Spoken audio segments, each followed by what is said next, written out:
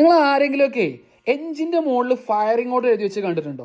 1950 കാലഘട്ടങ്ങളിൽ സ്റ്റ്യൂട്ട് ബേക്കർ പറഞ്ഞൊരു മോഡലെ കാണിച്ചിരുന്നു കേട്ടോ. അന്നത്തെ കാലത്തൊക്കെ V8 എഞ്ചിൻ ഉണ്ട് കേട്ടോ. അത് V8 എഞ്ചിനാണ്, 8 സിലിണ്ടർ എഞ്ചിനാണ്. ഫയറിംഗ് ഓർഡർ എഴുതി വെച്ച് നോക്കി 18436572.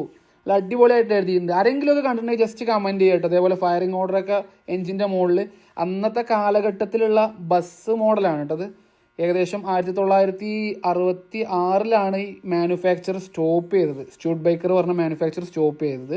അതുപോലെ വേറെ ഒരു സിസ്റ്റം ഈ വണ്ടിയിൽ കാണിക്കാൻ പോകുന്നത്, നമ്മൾ ഡ്രൈവർ തന്നെ മെക്കാനിക്കലി ആയിട്ടാണ് ഓപ്പറേറ്റ് ചെയ്യുന്നത് കേട്ടോ. ഫ്രണ്ട് ഡോറ്, ഇപ്പോൾ ഞാൻ ഡ്രൈവറിൻ്റെ സീറ്റിൽ ഇരിക്കുകയാണെന്നുണ്ടെങ്കിൽ ഞാൻ തന്നെയാണ് ആ ഡ്രൈവറിൻ്റെ ആ ഗ്ലാസ് ഫ്രണ്ട് ഡോറ് ഓപ്പറേറ്റ് ചെയ്യുന്നത്, മെക്കാനിക്കലി ഓപ്പറേറ്റിംഗ് ആണ്. അന്നത്തെ കാലഘട്ടത്തിൽ തന്നെ ഓരോ സിസ്റ്റംസൊക്കെ വന്ന് തുടങ്ങിയ കാലഘട്ടമാണ്.